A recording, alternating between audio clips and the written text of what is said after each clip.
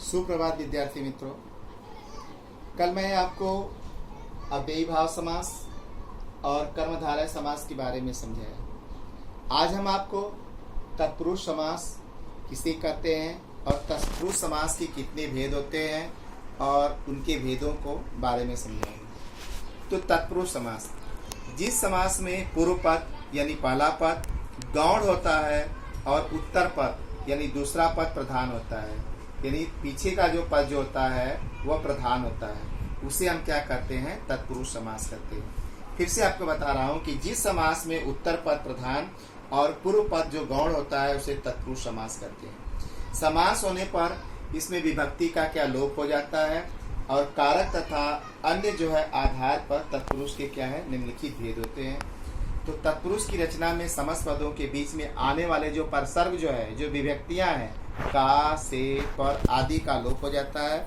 जैसे एक एग्जाम्पल आपको बता रहे हैं कि राजमहल, इसका अगर हम विग्रह करेंगे तो राजा का महल होता है, तो इसमें का जो होता है क्या हो जाता है? लुप्त हो जाता है। यह आपकी क्या विभक्ति होती है। आपको इसके बारे में विशेष जो बात ये होती है कि समास प्रक्रिया के बीच में विभक्तियों का लोप तो होता ही है, और कभी कभी ऐसी चीज देखने को मिलती है कि आने वाले जो अनेक पदों का भी उसमें क्या हो जाता है? लोप हो जाता है। जैसे कि एग्जाम्पल है दही बाड़ा, तो उसमें है कि दही में डूबा हुआ बड़ा, यानी समास होने पर दही में डूबा हुआ, यानी तीनों पदों का लुप्त हो गए हैं। तो इस प्रकार से आपको कभी कभी देखने को मिलता है। तो विद्यार्थी मित्रों, आज जो है समास तत्पुरुष समास के जो भेद जो होते हैं, पहला जो है कर्म तत्पुरुष। यह आपको बताया हूँ कि कर्ता कर्म समादान अपादान यानी उसकी विभक्ति से। तो जहाँ कर्म कारक की विभक्ति को का लोप हो जाता है, यानी को जो होता है, जैसे आपका है देशगत, यानी देशगत माने होता है देश धन गत, गत माने होता है गया हुआ, जाना हुआ, यानी देश को गत। दूसरा होता है यश प्राप्त, यानी यश को प्राप्त। फिर होता है परलोक गमन, यानी परलोक धन गमन, गमन माने होता है जाना, यानी परलोक को गमन। स्वर्ग प्राप्त, यानी स्वर्ग को प्राप्त। मरणासन्न, यानी मरण धन आसन्न, तो उसका हो जाएगा मरने को आसन्न। फिर उसके बाद है आपको नगर गमन, यानी नगर धन गमन, नगर को गमन। तो आपको इतना मैंने एग्जाम्पल बताया, ये सब जो है जिस में को की विभक्ति की लोप होता है, लुप्त होता है, वह होता है कर्म तत्पुरुष समास। दूसरा जो समास जो है आपको है वह करण तत्पुरुष है। तो इस जो करण तत्पुरुष समास में क्या है, जहाँ करण कारक की विभक्ति जो होता है से और के द्वारा का लोप होता है, वहाँ पर क्या होता है? करण तत्पुरुष समास होता है। जैसे आपको कहा है रोग मुक्त, यानी रोग धन मुक्त, यानी रोग से मुक्त, यानी छुटकारा मिलना, यानी दूर हो जाना। फिर है अकाल पीड़ित, यानी अकाल से पीड़ित, यानी उससे ग्रसित हुआ है। फिर उसके बाद बाढ़ पीड़ित, यानी बाढ़ से पीड़ित, यानी जो जुड़ा हुआ है, जो जुड़ता है, जो संपर्क होता है, वहाँ पर क्या होता है? करण तत्पुरुष होता है।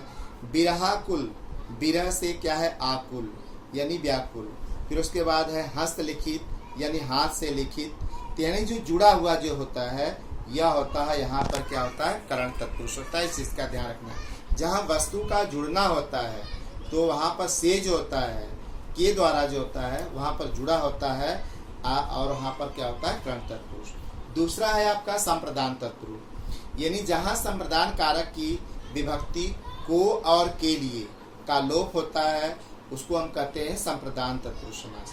तो जैसे है बस टिकट, यानी बस धन टिकट, बस के लिए टिकट। फिर उसके बाद है गौशाला, गौधनशाला, यानी गाय के लिए शाला।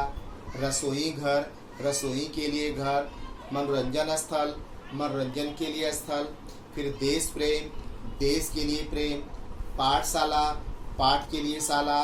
प्रयोगशाला, प्रयोग के लिए शाला। यानी विद्यार्थी मित्रों, बहुत अनगिनत जो है आपके लिए क्या है, जितना आप प्रैक्टिस करेंगे, शब्दों का विग्रह करेंगे, वो आपको उतना समझ में आ जाएगा। अब आगे जो है इसका जो भेद जो होता है आपका अपादान तत्पुरुष समास है। तो बताया कि करण में भी से है और अपादान में भी से है। तो करण में जो जुड़ता है और अपादान में क्या होता है, वह अलग होता है, दूर होता है। जैसे पथ भ्रष्ट, यानी पथ से भ्रष्ट, यानी दूर हो गए हैं। गुणहीन, गुण से हीन हो गए हैं। रोग मुक्त यानी रोग से मुक्ति मिल गई है। जीवन मुक्त, जीवन से मुक्त हो गए हैं।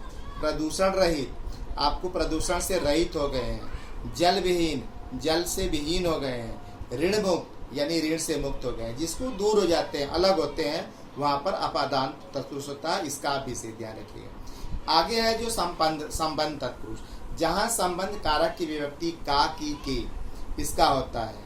फिर जैसे ग्राम पंचायत, तो यानी ग्राम की पंचायत। विद्या भंडार, विद्या का भंडार। राजकुमार यानी राजा का कुमार। मृत्युदंड, मृत्यु का दंड। फिर उसके बाद है आपका सभापति, राजा सभापति यानी सभा का पति। फिर उसके बाद है आपका राजसभा, राजा की सभा। फिर उसके बाद है आपका कि देव मूर्ति, देव की मूर्ति। घुड़दौड़, घोड़े की दौड़। राजपुरुष, राजा का पुरुष। इस तरह से का, की, के जो इसमें से विभक्ति का लोप होता है। आगे का जो होता है अधिकरण तत्पुरुष समास, तो अधिकरण तत्पुरुष समास में में होता है इसकी विभक्ति और पर, यानी जिस समास में अधिकरण कारण की विभक्ति में और पर का लोप होता है। जैसे ध्यान मग्न यानी ध्यान धन मग्न यानी ध्यान में मग्न। फिर लोकप्रिय, लोक धन प्रिय यानी लोक में प्रिय। गृह प्रवेश यानी गृह धन प्रवेश यानी गृह में प्रवेश। फिर उसके बाद होता है युद्ध वीर यानी युद्ध में वीर। रण कौशल यानी रण में कौशल। आप बीती यानी आप पर बीती।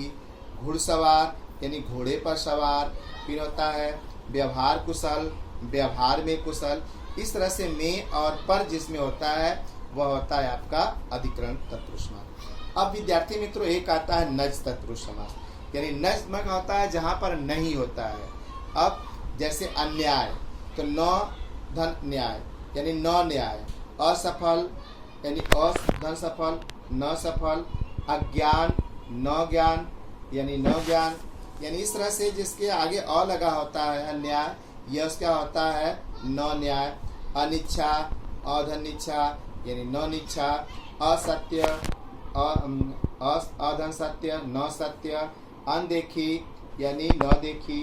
अनाथ यानी अधनाथ यानी न नाथ। तो विद्यार्थी मित्रों इस तरह से जो हमारा तत्पुरुष समास जो है ये विभक्तियों के रूप में होता है, और जिस आप इसको पहचानना बहुत आसान है।